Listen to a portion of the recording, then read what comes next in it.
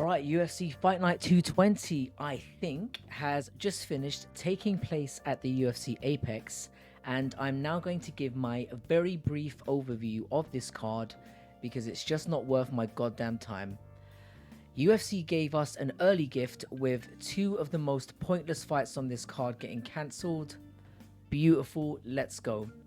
Please remember to like and subscribe. I really appreciate every single one of you that does so. Alright, the order of this card was a little wonky, but never mind. Now, I picked Aliev, and he got the job done. He set the tone early by nailing a takedown in the first 30 seconds, but didn't really do much on top with it. Most interesting thing that happened was this round being temporarily stopped for a finger bite. I'm not even joking. Aliev lost the point for trying to snack on his opponent. I'd edged around to Aliev, but not much damage was done, left us effectively starting the fight again, with the point deduction basically leveling the round out. Now, the second round, Aliev got it to the ground early, but got locked in a guillotine, and I thought he was going to get his ass choked out. I was pretty nervous. Alvez lost the grip, and Aliev spent the rest of the round on top. I did say that Alvez would be a tough out, and he proved to be. Aliev couldn't finish, but applied a lot of ground and pound on top. This was an easier round to score. I had it 1-0 to Aliev. Now, the third was basically a replica of the second. Aliev took Alvez down pretty early, but again, almost got caught in a gilly. He's really going to have to watch out for this, because if he does this against other opponents, he might get choked out. I honestly thought he was going to throw this away here, but he managed to escape. He turned the tables. He spent the rest of the round on top, pounding Alvez the fuck out, and that's how it ended. It was a clear, unanimous decision for Aliev, and a winning start for me. It was called 29-27 with two judges, with one crooked judge calling it a draw, probably trying to boost his own parlay. But justice prevailed, and I was off to a 1-0 start. By the way, Aliev is 23 years old, so if he's managed well, he could really be a good contender. Nice win against a solid and game opponent. Fuck this shit fight. Solecki won. He was a decent favourite against a man coming off the couch. Fight was not pretty. The majority of the fight was spent with Deaton basically trying to survive takedown attempts by Solecki, and Solecki failing to get it to the ground. Eventually he did, after 4 minutes of really crappy takedown attempts. There was a lot of time spent pressed against the cage. This was basically the same story in both rounds, and there's nothing I can say to make this sound more exciting than it was. Eventually the pressure told, and Solecki found a rear naked choke at the end of the round. At the end of the second. He spent way too long to get him out of there. Fair play to Deaton for not tapping. He ended up going out unconscious. He survived in there for as long as he could, but he clearly doesn't belong in the UFC. He'll probably get another shot for stepping up and saving this fight. Forgettable fight, but and Solecki may have won, but this was pretty embarrassing. So Solecki got the rear naked choke win, and my record went to 2-0. Really nice way to start the card. Now, the third fight took place at a catch weight of 130, with Johnson taking the fight on 10 days' notice. He was replacing Bondar, who was supposed to be Osbourne's opponent. First round was basically a kickboxing battle. There were a lot of leg kicks exchanged. God, that soul patch on the back of Johnson's head is so fucking silly. And now he's decided to dye it pink for some reason. It was so distracting. Osbourne had the better exchanges early on. Johnson was talking a lot, and he was noticeably getting annoyed by the leg kicks.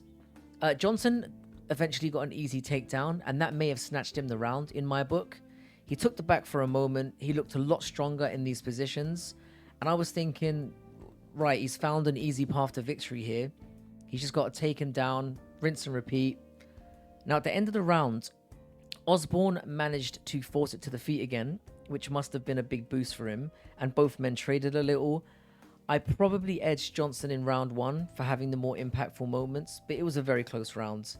Johnson started round 2 by basically jumping up and down like Super Mario in an old Nintendo game.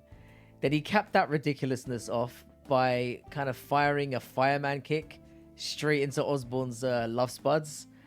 Now, Osbourne spent basically the entire 5 minutes looking for his balls. It's the longest nut shot break I've seen in a long time. Now, eventually the fight restarted. Johnson was clearly looking for a killer blow and was being outstruck. This was a very risky, and I have to say it, stupid strategy. Now, Johnson did land a slick elbow, then grabbed a clinch, and I noticed that Osbourne's eyebrow had been cut. He hit a few knees, and again, a lot of time spent against the cage. I'd give round 2 to Osbourne for activity, and barely.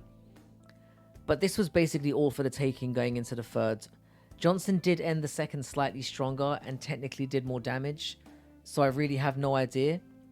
Now, the start of the third began with Bisping doing his round scoring, the fucking donkey.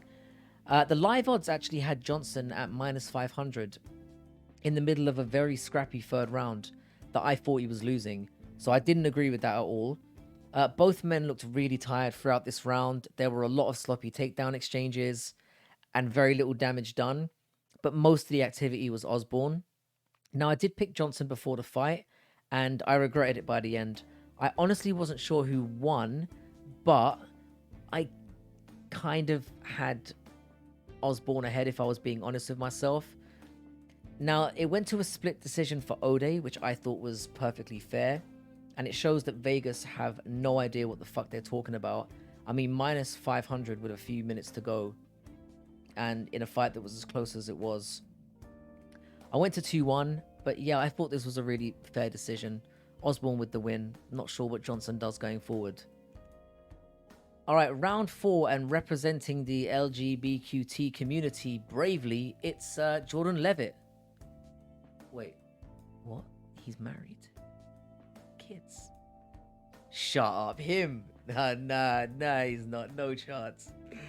Alright, whatever. So anyway, Levitt started really well with kicks and teeps to the legs and body. This man is so goofy and unorthodox in there, but it seems to kind of be working for him. He went for the takedown, pushing Martinez up to the cage, which was right in his wheelhouse.